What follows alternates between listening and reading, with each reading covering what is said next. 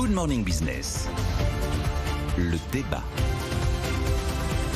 Est-ce que vous allez nous rassurer, messieurs? On ne sait pas. On est un petit peu soucieux depuis quelques jours, quelques semaines même, sur la torpeur de l'économie française. C'est le nouveau mot, ça. C'est le mot de l'INSEE. Oui, c'est le mot de l'INSEE. En fait, ce que je retiens du message de l'INSEE d'hier, c'est que ça passe en 2023. D'ailleurs, ils ont relevé de 0,6 à 0,9 la prévision, donc ils sont à peu près dans les clous de Bercy.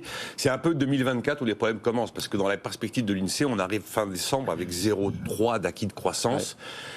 Bercy n'a pas encore officialisé la prévision 2024, mais il partait dans l'idée d'1,6. Et les Échos nous disent ce matin, d'ores et déjà, ils sont plutôt sur 1,4 et on va attendre quelques jours pour avoir le chiffre définitif.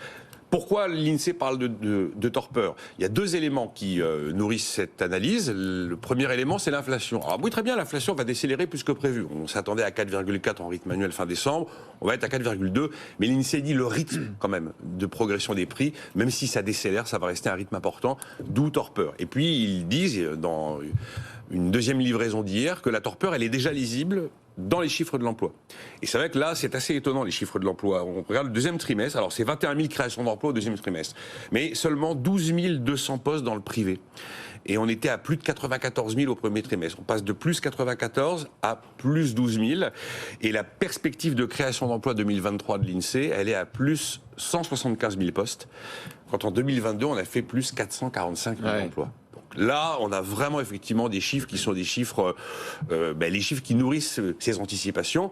Alors après, si on veut se rassurer, on peut se dire, et c'est un peu l'argument de Bruno Le Maire en ce moment, ouais, mais regardez, la France s'en tire plutôt bien que les autres pays européens.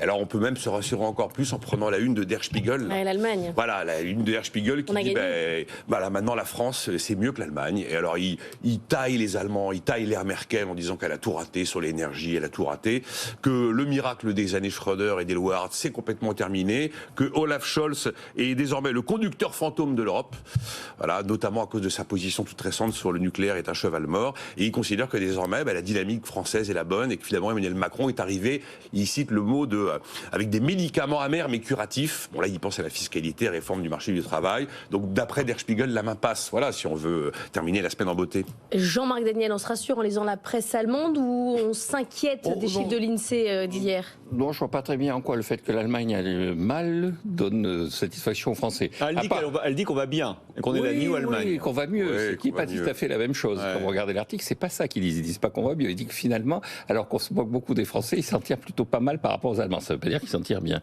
Et donc, bon, je veux dire, ça peut nous consoler, mais. Ou alors le cycle, il est où? Alors, justement, comme je rappelle que moi je ne suis pas Madame Irma, je rappelle que torpeur, j'ai bien regardé, torpeur dans la littérature économique, ça n'apparaît pas, ça n'existe pas. Bon, on sera avec le chef économiste de l'INSEE tout à l'heure, on lui demandera exactement. Oui, mais l'INSEE, à 7h45. Oui, l'INSEE a comme mission effectivement de faire passer un message. Alors après, il y a un message grand public, il y a quelques éléments qui frappent l'imagination avec des mots qui frappent l'imagination.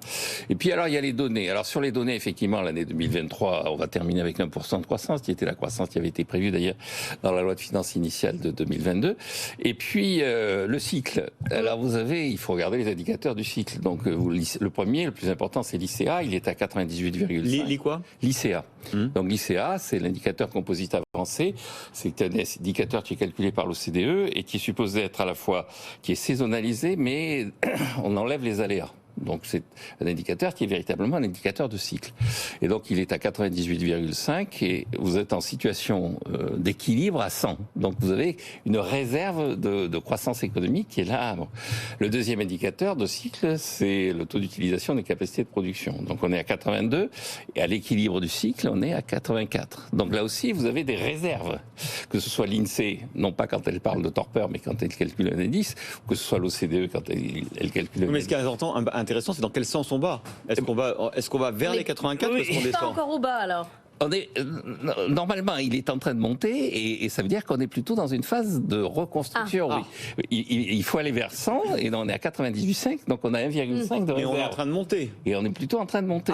C'est une bonne nouvelle alors. Alors oui, absolument. Alors qu'est-ce qui peut freiner ça? Qu'est-ce qui freine ça? En fait, quand vous regardez, en réalité, le véritable moteur de la croissance, vous avez en théorie économique 3 moteurs de la croissance. Vous avez l'investissement, vous avez la politique budgétaire et vous avez la politique extérieure. Vous avez les débouchés extérieurs. Bon. La politique budgétaire, elle va être restrictive. Elle ne peut pas être autre chose que restrictive. L'investissement est en train de diminuer. Les débouchés, ils sont extérieurs, ils sont pas vraiment au rendez-vous. Et donc, le véritable enjeu, c'est la capacité à remonter l'investissement. Ah oui, mais il baisse. Mais pas spécialement. Ah, on a vu les baisse. derniers chiffres, il baisse. Oui, il baisse à cause de l'investissement immobilier, mais dans le secteur manufacturier, il a plutôt tendance à repartir. Donc vous êtes optimiste, Jean-Marc. Si Donc je pense, je pense qu'il y a une réserve de croissance. Bah, je crois, non? Oui, absolument. Ah, je pense vous êtes optimiste. Je pense qu'il y a des réserves de croissance. Moi, je comprends de Jean-Marc. Ouais, exactement. Bon, on va faire Il ça. se mouille pas trop. Parlons entre nous. Voilà, parlons entre nous. Et donc il y a des réserves de croissance dans l'investissement. Et je pense que c'est là que ça se porte.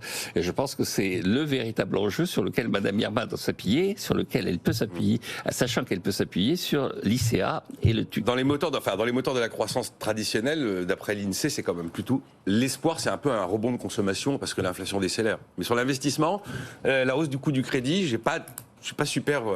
Sauf que la consommation, là aussi, c'est un moteur mondain de croissance. Oui. C'est pas le vrai moteur de la croissance. C'est pas le vrai. Un moteur mondain. Mais c'est pas le vrai, sauf que quand elle s'écroule vraiment, ça se sent. Oui, mais c'est vrai que c'est pas le vrai moteur. Elle s'écroule en 1930. Elle ne s'est pas écroulée depuis. Non, elle s'est On pas demandera écroulée. son avis au chef économiste, chef du département de la conjoncture de l'INSEE, Absolument. 7h45, Julien Pouget. C'est lui qui a parlé de torpeur, donc on va lui Mais en oui, parler. non, mais c'est un joli mot. C'est pas un mot économique, mais c'est un joli mot. On va parler de rugby. Merci à tous les deux. Bon week-end.